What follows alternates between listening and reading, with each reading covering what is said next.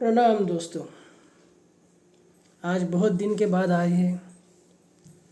हमें मालूम है बहुत देर हो चुकी है, लेकिन आपसे रहा नहीं ना जाता, इसलिए फिर से आ गए। पिछले वीडियो में हमने बोला था कि हम करण के बारे में आपको बताएंगे। करण जो है वो पंचांग का 5वां अंग है, आखिर का अंग। ये जो करण होता है वो कैसे होता है, क्या होता है, करण का अर्थ क्या है, शुभ अशुभ करण कैसे होते हैं, ये सब हम आज की वीडियो में देखने वाले हैं। तो शुरू करते हैं। वीडियो को स्किप मत कीजिएगा, क्योंकि बहुत सारी जानकारी इस वीडियो में हम आपके पास पहुंचाने वाले हैं। शायद कोई जानकारी आपको मालूम भी नहीं होगी, ऐसी जानकारी हम आप तक पहुंचाएंगे और ज़्यादा से ज़्यादा प्रयत्न करेंगे कि वो जानकारी आप तक पहुंचे, क्योंकि इन्फॉर्मेशन का युग है दोस्तों। तो क्यों ना अच्छी इन्फॉर्मेशन आपके पास पहुंचाई जाए। तो ठीक है, पंचांग का 5वां अंग है करण। करण जो होता है वो करण, हमने पंचांग का जो पहला अंग देखा तिथि, तिथि का आधा भाग वो करण रहता है और तिथि का अगला भाग वो अगला करण रहता है। यानी कि एक करण माने कि तिथि का अगला भाग, आधा भाग, और अगला करण जो रहेगा वो तिथि का अगले अगले आधे भाग का सारांश रहेगा। यानी कि एक तिथि में 2 करण होते हैं और वो जो 2 करण रहते हैं वो समझो तिथि 24 घंटे की रहती। कोई तिथि 11 घंटे की रहती, कोई 24 घंटे की रहती, कोई 23 घंटे की रहती, कभी कभी 20 घंटे की भी तिथि रहती। 11 नहीं सॉरी 20 घंटे से लेकर 24 घंटे तक। कोई तिथि 26-27 घंटे की भी रहती। जब भी ऐसा सिचुएशन रहता है तब समझो अब अगर 26 घंटे की एक तिथि हुई तो 13 घंटे का एक करण रहेगा, और 24 घंटे की तिथि रही तो 12 घंटे का करण रहेगा। टोटल 11 करण है। उनमें से जो करण है उनके 2 विभाग में उनको बांटा जाता है। पहला विभाग जो रहे है वो चरकरण।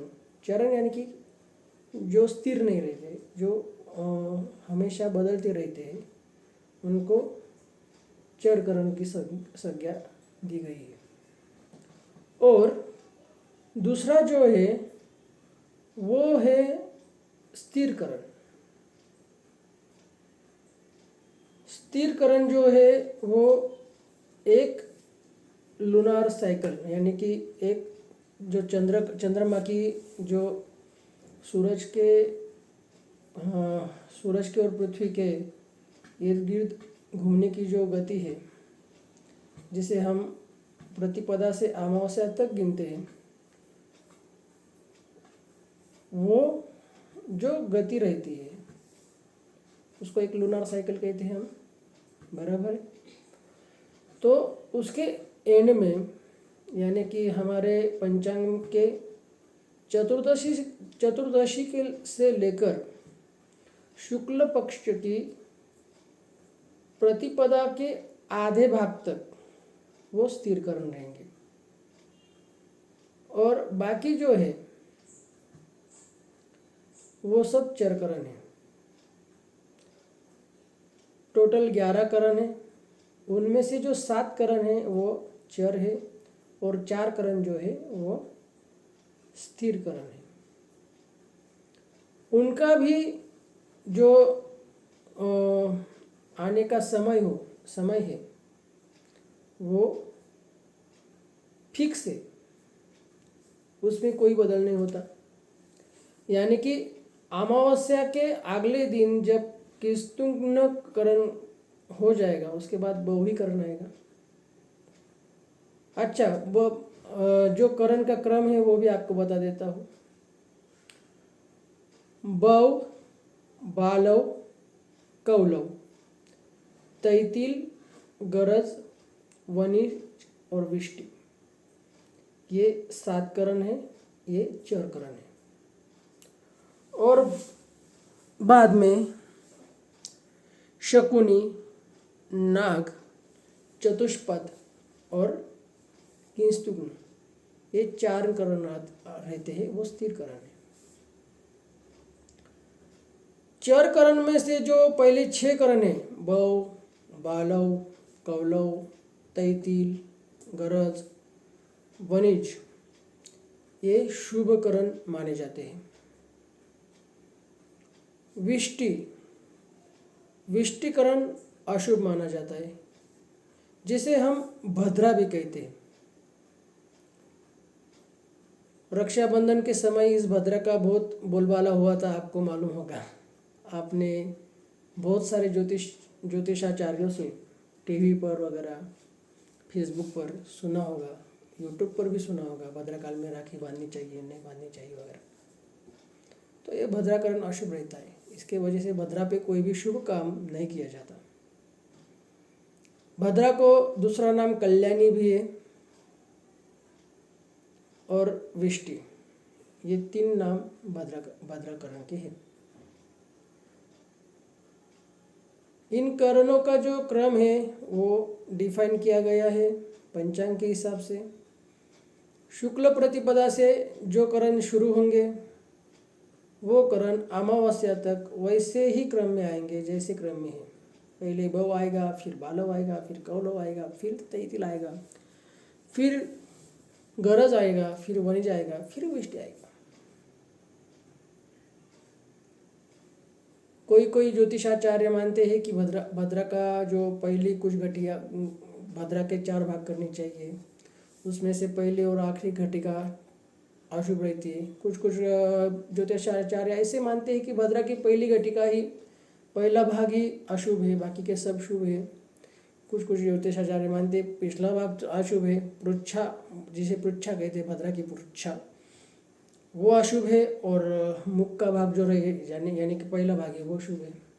ऐसे मतांतर है, लेकिन भद्रा को कोई भी शुभ माना नहीं जाता, शुभ कार्यों में भद्रा ली नहीं जाती, ये सही बात है। और आखिर में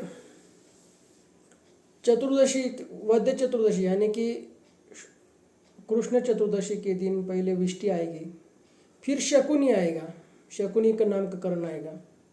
शकुनी वामक तो आपको मालूम है, उसी के वजह से उसका फल रहेगा। और फिर बाद में आएगा चतुष्पद, नाग और किस्तुग्न, ये 4 करण अशुभ है। अशुभ होने की वजह से इस पर कोई भी शुभ कर्म नहीं किया जाता। जैसा करण का नाम है उसी तरह का उस पे कर्म किया जाता है। भद्रा पे शुभ कर्म नहीं होता, लेकिन अशुभ कर्म हो जाता है,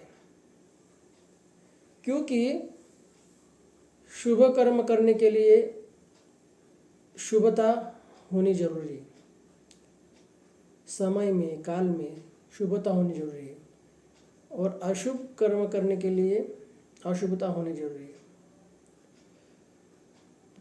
अशुभ कर्मों को अशुभता का बल मिलेगा तभी तो अशुभ कर्म सफल होंगे, और शुभ कर्मों भी जब शुभ योगों का, शुभ समय का जब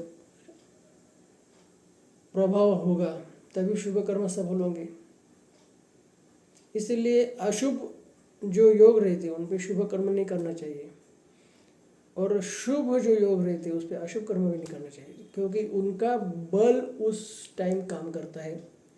और उस टाइम जब वो शुभ, अगर शुभ कर्मों, शुभ योग या शुभ करण या शुभ तिथि का जो कुछ भी बल उस टाइम कार्य करता होगा, और आप उस तिथि पे, उस योग पे अशुभ कर्म करने को जाएंगे, किसी में झगड़ा लगाने को जाएंगे, किसी को मारने जाएंगे, या फिर कोर्ट में जाएंगे, कोई केस करेंगे, आपको फल नहीं मिल सकता। छत्रपति शिवाजी महाराज अमावस्या को लड़ाई करते थे। कारण क्या है? लड़ाई किसी भी धर्मशास्त्र में शुभ नहीं मानी जाती, अशुभ मानी जाती। और लड़ाई करना फिजिकल कारण कोई भी हो सकते हैं, लेकिन मुहूर्त के हिसाब से कोई भी अशुभ कर्म जो होता है वो अमावस्या, चतुर्दशी, विष्टि, व्यतिपात योग, वैद्रुति योग, इन पे होना चाहिए। और शुभ कर्म जो रहते हैं, जैसे मूर्ति की प्राण प्रतिष्ठा हो, पूजा कर्म हो, ब्याह हो, शादी हो, या घर में कुछ उत्सव मंगल बनाना हो, राज्याभिषेक करना हो, तो उसके लिए शुभता देखी जाती है और सही मायने में वो आगे भी जाते हैं। इसीलिए शुभ और अशुभ कर्म अपने जो रहते हैं उसके हिसाब से कार्य करना चाहिए। छत्रपति शिवाजी महाराज जो थे, उन्होंने अमावस्या के दिन क्यों चुना? भले उनका जो कुछ भी इच्छा थी, आकांक्षा थी, मन में स्वराज निर्माण करने की जो क्षमता थी, मन में उभार था उनके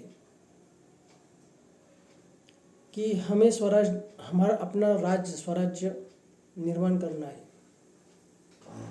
ये जो उनके मन में एक जाज्वल्य देश प्रेम था, लेकिन फिर भी लड़ाई के लिए उन्होंने अमावस्या, विष्टि, वैद्रुति, व्यतिपात, ये जो कुछ योग है वो चुने। क्यों चुने? क्योंकि द्युत कर्म, लड़ाई करना, मारना, मरना, ये सब शुभ योगों पे कभी नहीं करना चाहिए, उसमें असफलता मिलती है। वो अशुभ कर्मों में ही अशुभ योगों में ही उसको करना चाहिए, तो उसमें सफलता मिलेगी। भले आपका उद्देश्य शुभ हो, अच्छा हो, लेकिन शास्त्रों के हिसाब से अगर वो गलत है तो गलत ही है। शास्त्रों के हिसाब से वो अशुभ कर्म है तो वो अशुभ ही है। ऐसे बहुत कुछ नियम वगैरह हम बता सकते हैं कि शुभ योग और अशुभ योग जो रहते हैं, अशुभ करण, शुभ करण जो रहते हैं, उनमें कितनी शुभता रहती है, कितनी अशुभता रहती है, ये सब हम डिस्कस कर सकते हैं। हर एक का करण अलग रहेगा। एक मज़े की बात बताता हूँ दोस्तों, एकदम मज़े की बात। हमारे काल में अभी कुछ पंचांगों में करण ठीक से देने लगे लोग, नहीं तो बहुत साल पहले, बहुत साल भी नहीं, 5-6 साल शायद, हाँ 5-6 साल पहले पंचांगों में सिर्फ एक ही करण दिया जाता था और दूसरा करण ज्योतिषी को निकालना पड़ता था। बहुत सारे ज्योतिषी निकालते नहीं थे। ये बहुत लोगों की कुंडली में मैंने देखा है कि जो करण रहता है वो करण कुंडली में लिखा रहता है, लेकिन वो पंचांग में उस टाइम नहीं रहता, क्योंकि तिथि का पहला करण पंचांग जो बनाते थे उन्होंने वो देकर रखते थे, लेकिन दूसरा करण जो रहता था वो ज्योतिषी को खुद से निकालना पड़ता था। अभी अभी पंचांगों में सुधार हुआ है, तो दोनों करण वो देने लगे हैं। ज्योतिषी लोगों को भी वो सुगम हो गया है। आखिर के जो 4 करण है वो अशुभ है, और चर करणों में विष्टि भी अशुभ है। बाकी के 6 करण जो है वो शुभ है। तो कैसी लगी जानकारी करण की? अच्छी लगी, बराबर है ना? तो लाइक कीजिए, सब्सक्राइब कीजिए। और एक भाई ने कमेंट किया है कि ज्योतिष शास्त्र है या नहीं है, इसके बारे में हमको बताइए। तो उस अगला जो पार्ट होगा हमारा, उसी पे चर्चा हम करेंगे। 1 घंटे का बड़ा एपिसोड या सेशन वो रहने वाला है। आप कृपया इसे सब्सक्राइब करके रखिए, ताकि और जो बाजू वाली घंटी है उसको भी दबा के रखिए, क्योंकि अगला जो सेशन है वो भी बहुत रोचक होने वाला है। रोचक इस तरह से होने वाला है कि जो भी सेशन है, अगला सेशन, वो सभी दृष्टि से ज्योतिष सच में शास्त्र है, साइंस है या फिर नहीं है, इस पे होने वाला है।